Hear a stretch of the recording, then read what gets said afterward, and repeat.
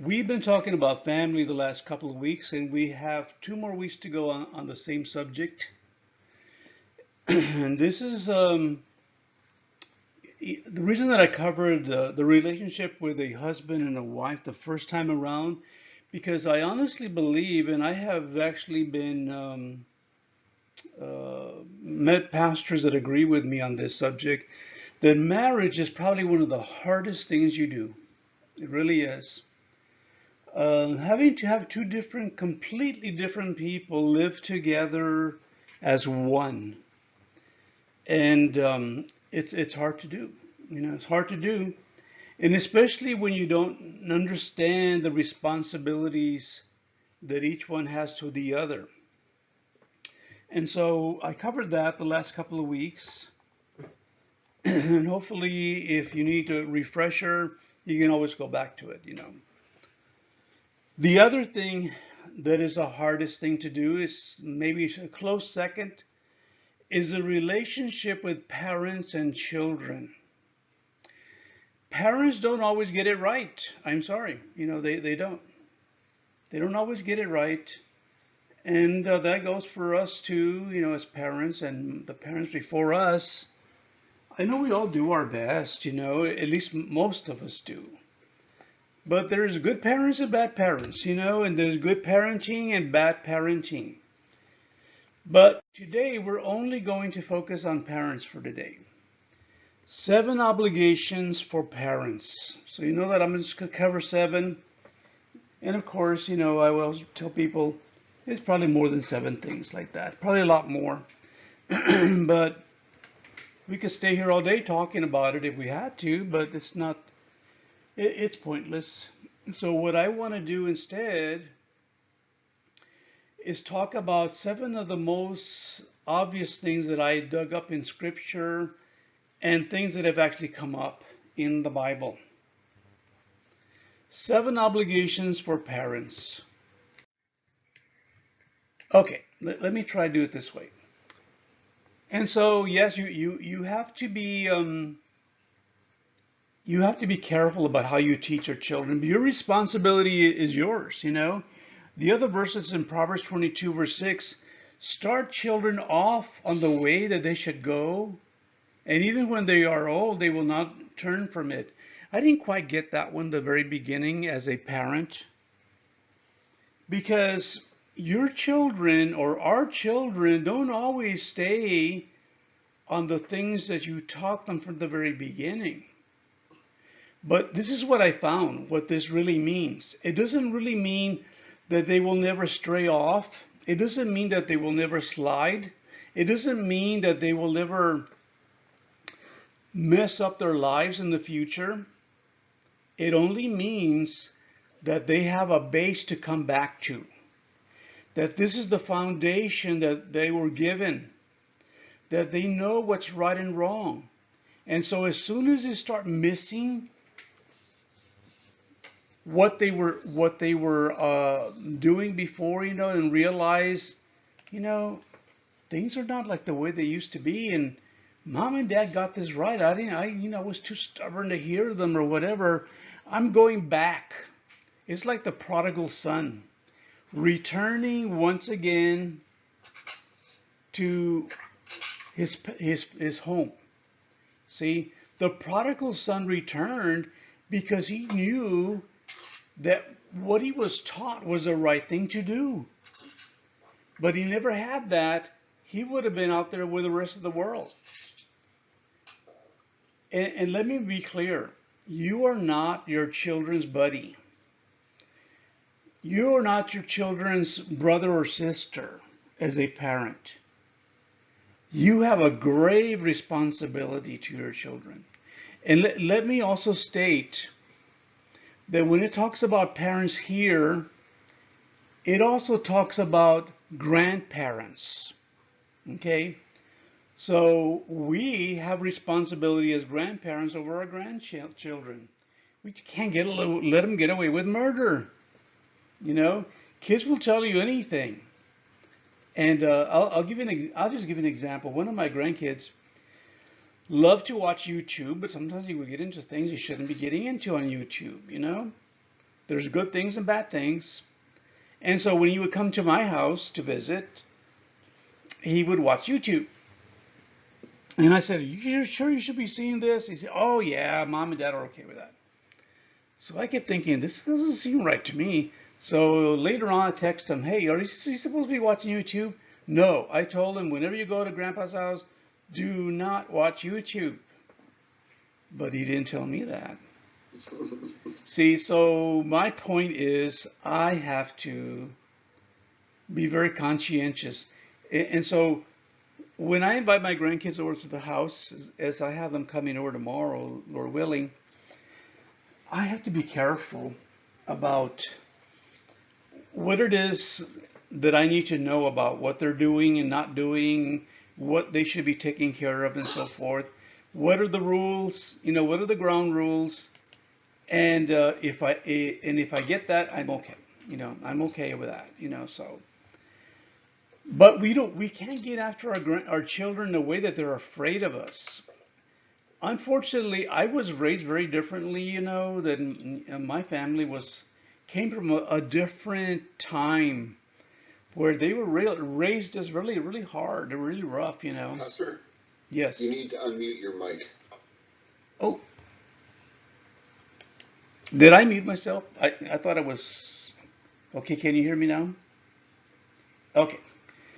Anyway, so we got to be very careful that we don't become too hard on our children. Don't be so rough on them. I know my relationship with my dad was a little bit rough because he was very hard on me. But then on the other hand, his dad was very hard on him, and that's the way they were raised. You know, they thought that was the way you do things. And I don't think I was as hard as my kids as he was on me, but I probably was a little harder than I should have been. I can tell you that much. And so we as parents can advise our children about, you know, things like that. And that's a good thing. That is a good thing.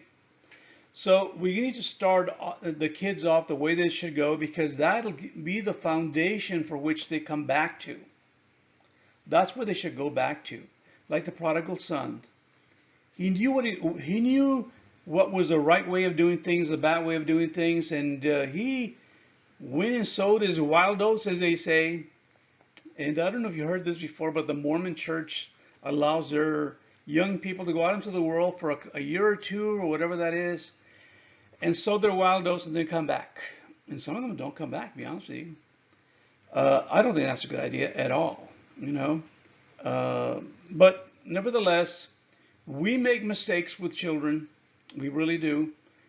And we have a responsibility given to us by God to raise them up the way that they should go, in the right way. So we need to teach our children the right thing and the wrong thing.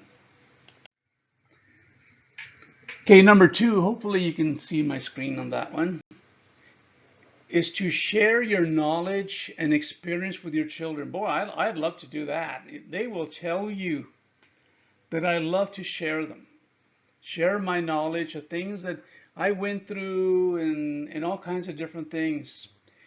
Deuteronomy 4:9 says, "Only take care and keep your soul diligently, lest you forget the things that your eyes have seen, and lest they depart from your heart. All the days of your life, make them known to your children." And look at this second part, "and your children's children." That's your grandkids, okay? Not everybody has grandkids, of course, you know, I know that, but if you have any, by all means, you need to impress upon them, you know. So I tell kids, you know, I used to tell my kids stories when I would drive them around, you know, taking them to school, picking them up from school, taking them on a different outing or whatever. I would tell them stories all the time about things that have happened, and sometimes they would roll their eyes, you know. And because I guess I repeated myself from time to time. But sometimes they would stop me and say, "Wait a minute, I haven't heard that one. Start that one up again," you know. So they got used to hearing that. And I see them talking to their kids now and telling them what they went through and what they have seen. A lot of your experiences were given to you, whether good or bad, for your learning, for your experience, for your good, to make you a better person. I didn't enjoy a lot of the bad things that happened to me. Somebody once asked me, well, if you could have had the choice, would you still want to go to war in Vietnam and all of that? And I said, I think if you'd asked me that years ago, I would have said no. I would have dodged that really quick. It was a horrible time over there. But now I think about it, as I gotten older, I wouldn't change that for the world. Because I see a lot of good things that came from that. Even from bad things, good things can come, and you can teach this to your kids. I got to save a lot of lives over there, and I don't say that with any arrogance. I believe that God used me as an instrument to do that. I know that there's a lot of people running around today that have kids and grandkids and such because I was there, and because I was there, and I'm grateful to have gotten that chance to do that. But I've also had some very bad times also in other things that happened in my life, but it's made me a better person. And I'm okay with that. I'm happy about that. And I try to teach my kids that, when you lose your job, who hasn't lost a job? I've lost a job. When you didn't do so good in school and you got discouraged and things, I've gone through that myself, you know. So I teach my kids, and I always teach my kids, it's not what others think of you, it's what you think of yourself. Self-belief is so important, but especially if you are in the hands of the Lord, if you put yourself in God's hands. So teach your children, share your experiences with them. That's another obligation that you have. Let's look at the third one. Impress your children. Well, what does that mean? That means to make sure that what you're telling them is going to stick. Sometimes I would hear my wife telling the kids, okay, what did I just say to you? Repeat it to me after. I want to make sure you got that right, and they would have to come back word for word. And that's what you call impressing. Deuteronomy 6:4-9 says, O hear Israel, the Lord our God, the Lord is one. Love the Lord your God with all your heart and with all your soul and with all your strength. These commandments that I give you today are to be on your hearts. Impress them on your children. Talk about them when you sit at home and when you walk along the road, when you lie down and when you get up. Tie them as symbols on your hands and bind them on your foreheads. Write them on the door frames of your house and all your gates. I think that's one of the ways they came around with trying to remember something. They tie a ring, a rope around their finger. I think we all did that. I don't think anybody does that anymore. But anyway, I did. I would get the kids in the car, and I would tell them stories about King Saul, where he messed up, and how he had a wonderful son anyway, and about how some parents, like Eli, didn't really raise their kids right, and they messed up and they got killed, and about how in the story about Samuel, I'm just thinking about the examples of what I talked to them about. And about Samuel, about how he raised his kids right, but they didn't behave right, before the Lord, and the Lord did not punish him for that because he did the best he could. And I talked about the mistakes of King David and about how eventually he got things right and God forgave him. And about the wisdom of Solomon, about the commandments, about all these things, how they really matter. It isn't the job of just one parent, it's both parents. And you impress them. You come at different angles at them. Maybe you need to pray with them before they go to bed. I used to do that with my kids. I would pray with them until and sometimes, especially my daughter, she would get up and she'd be crying and she would be nervous. She didn't want to go to bed by herself and this and that. But I would take her back to bed and I would pray with her. until she calmed down. If she were here, she would be rolling her eyes in embarrassment, but she's not, so I get to tell the story anyway. Anyway, and so I calmed her down, and she got to feeling better, you know. This is how you impress your children about what you really believe in, what really matters. Do whatever it takes to make sure they get it right. Impressing your children doesn't always require corporal punishment, you know. Sometimes it might, sometimes it might not, you know, but nevertheless, make them understand that the laws of God, the commandments of the Lord, they are not arbitrary. They do not come up for a vote at all. And make them understand, and above all, that you're far from perfect. You are a flawed creature, and we all are. We don't always get it right. Let's be honest about that. We don't always get it right. I wish we did, but we don't. And the consequence of that is that sometimes we mess up, you know, and we have to own up to that. So make sure you talk to your kids about the things that really matter according to God. And sometimes you have to discipline your children, you know? And this is the hardest part, I think. And maybe it isn't to some people, but it was to me. Hebrews 12, 6 to 11. For the Lord disciplines those he loves, and he punishes each one he accepts as his child. As you endure this divine discipline, remember that God is treating you as his own children. Who ever heard of a child who is never disciplined by his father? So you got to discipline them. If you love them, you got to get after them sometimes because they mess up, you know. And if God doesn't discipline you as he does all of his children, it means that you are illegitimate and are not really his children at all. Are you treating your kids as if they're not really your children? If you love them, you've got to correct them. Since we respect our earthly fathers who disciplined us, hopefully, right? Shouldn't we submit even more to the discipline of the Father of our spirits and live forever? For our earthly fathers disciplined us for a few years. Yeah, we don't get to spank them until they're in their 30s or 40s, you know. I used to kid the kids before, and I said, you're grounded until you're 40, you know. And of course, they were kids at the time. They thought, man, it's a long time. I'm really in bad shape here.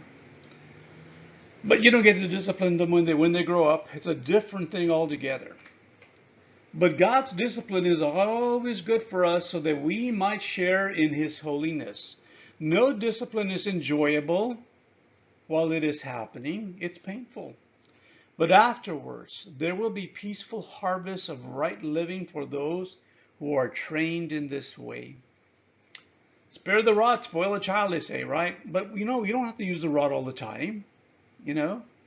My mom used to tell me, go find me a little stick that I can use on you, you know? Man, we had to pick our mode of punishment, and then she, you know, in order to enable her, that was kind of rough. Of course, you know, we cheated a little bit. We got something that was a little bit brittle and not too hard. But the point was, we did get disciplined. And mom disciplined us, and I think my mom disciplined us because she didn't want my dad to have to discipline us because she thought he was a little bit too rough. And it kind of got that way with our family too. You know, Martha was the enforcer, but sometimes the kid would say, you know, Dad, I think you should get after us because Mom is really rough, you know. So don't underestimate a small mother there. Maybe they're a lot tougher than you think. The point is, we have to discipline our kids, and maybe it just means time out. Maybe you take some of their electronic toys away. Maybe you keep them from going and doing things that they really want to do. It has to cost them something. Otherwise, they'll never remember it. If they say, if you just tell them, we don't want you to do that anymore, and the kid says, okay, I won't, they probably will. I'm sorry, they probably will. So you got to discipline, and just remember, all discipline is not corporal. It isn't all physical. Some of the discipline might entail different things, and far be it from me to tell parents how to discipline their kids, but I just need to know, just need you to know that it's part of what God expects from us as parents to discipline our children. Uh, I might discipline my grandkids, but in a different way altogether. I'll say, you know what? Give me that tablet. You've just been misbehaving. Let me take that tablet away from you. No, no, no. I'll behave. I'll behave. No, I'll take it away for half an hour and see how it goes. If it doesn't cost them anything, they will never remember it. That's just the way these children are. But let me just say that everything that applies here is to grown parents talking to their little kids, but also their grown kids too. Sometimes you got to talk to your older kids, maybe in a different way altogether, but you have a responsibility as a grandparent and as a parent of grown children. That does not go away.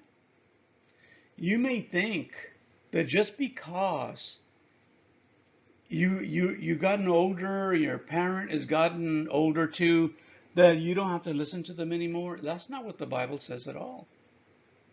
You need to honor them, you need to honor them and remember them, and we'll talk more about that next week. But the point is, these things don't go away with time and age. You are still responsible. You may go from the transition of being an older parent, having to give counsel and advice and probably get after a little bit, your grown kids, but also your grandkids as well. Number 5, and I think this is a very important one, and they're not in any particular order of importance. Pray for your children. By all means, pray for your kids all the time. I know Martha and I pray for our kids. I pray for them every day. Matthew 19:13-14, it says, one day some parents brought their children to Jesus so that he could lay hands on them and pray for them. But the disciples scolded the parents for bothering him. But Jesus said, let the children come to me. Don't stop them, for the kingdom of heaven belongs to those who are like these children. So Jesus understood the importance of praying for children. And I think it was a very wonderful thing that these parents wanted to bring their kids to have a special blessing from the Messiah himself. Wasn't that a wonderful opportunity there? So yes, they got that blessing. Okay, they got that blessing that time. But the Lord says that we need to be very clear about that. That we need to pray for our children. Pray for them when they're little. Pray for them as they're getting older. Pray for them when they leave the home. They always need your prayers. I was a little bit surprised when I learned later on that when my parents were having Bible studies, with family members, and church, their church family, they were a different part of the different church, and they would have Bible studies and they would have prayers. But my dad would always pray for his children too. He would pray for my ministry. At the time, I was already a minister. He would pray for my ministry. He would pray that God would use me in a wonderful way. And he would pray for the rest of my siblings as well. And I was very touched by that. And I came to realize that that was important to me.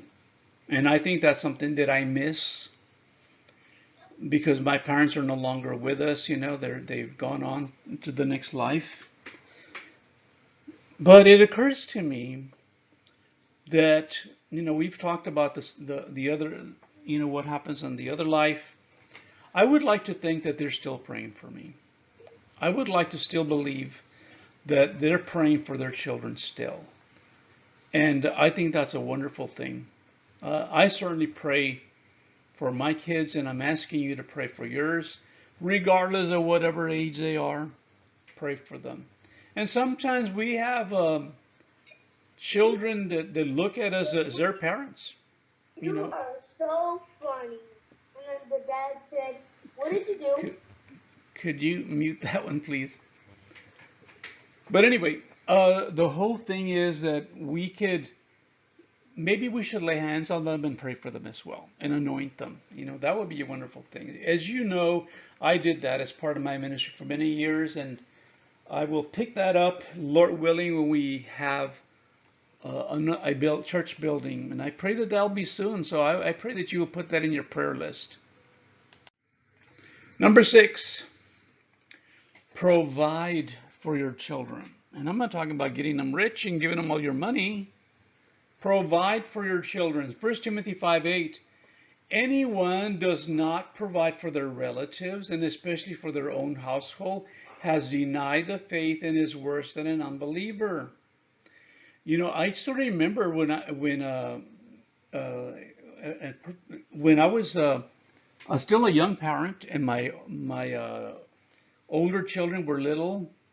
If I had a buck in my hand in my pocket, and I knew that my oldest son wanted a little car, I would spend it on him.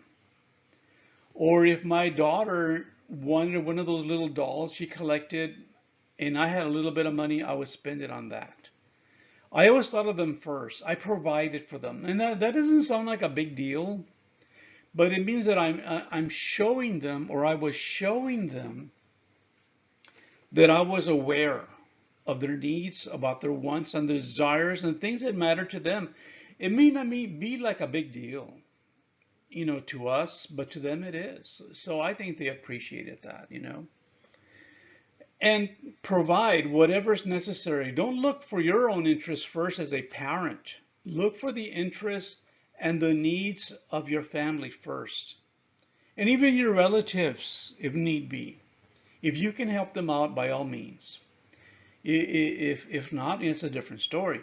But the first thing that we need to do is provide, whether it's monetarily or any other need that they need. And this shows that you not only love them and care for them, but that you are conscious of them, that you are thinking about them, that they matter to you, and they believe that you matter to them.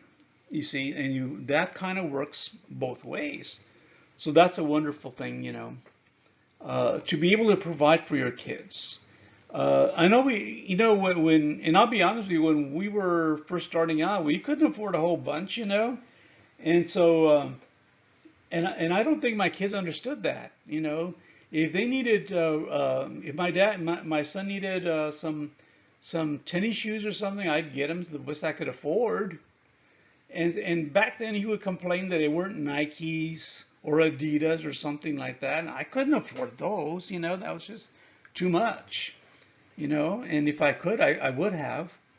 And of course, when he grew older, I remember him telling my grandson, or his son, you know, he said, you don't have to get the latest and greatest. I can't afford any more than this. And my dad never gave me all those things, but I knew that he wanted to, but he couldn't. But I didn't figure that out till I was older. So don't think that we can afford everything, but we will give you the best that we can. And that's all you can do. So I think when they grew up, they realized, well, yeah, they gave us the best they could.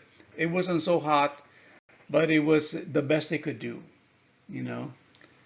But they're not living in our house anymore. But sometimes we do buy our grandkids stuff, because we can afford a little bit better now. And the last thing, but not the least thing I should say, is to treasure your children.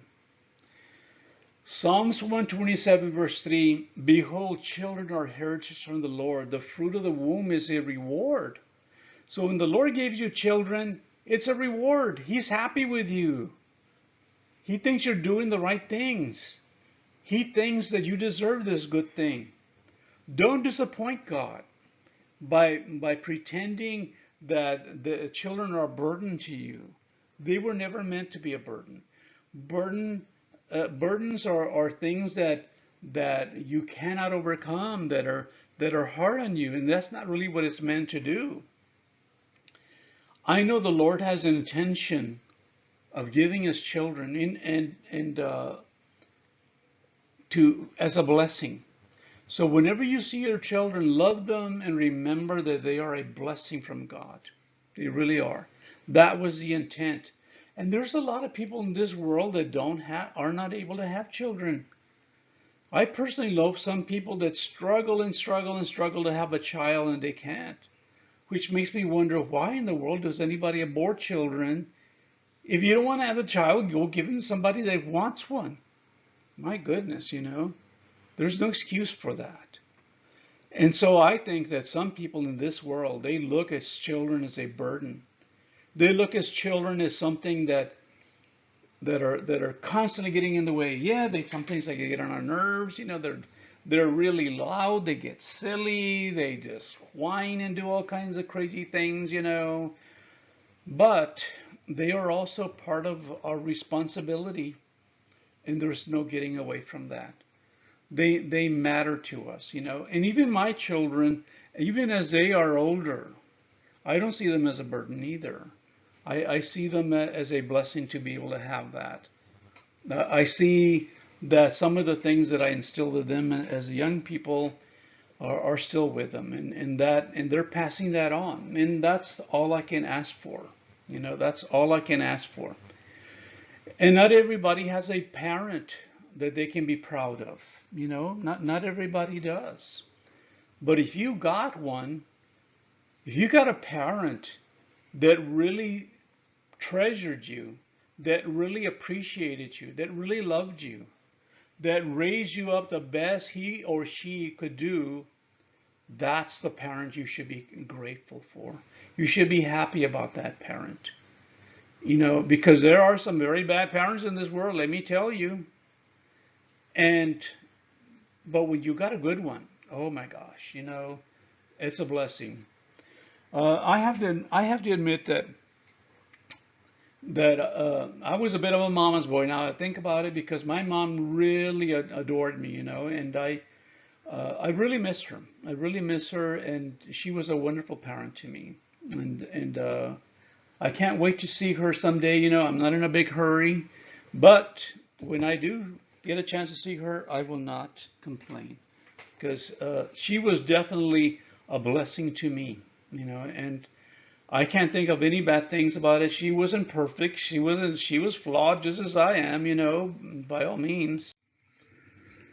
But these are obligations that we have for our children. 7 obligations for our children. Their responsibility, and to remember them is essential to us.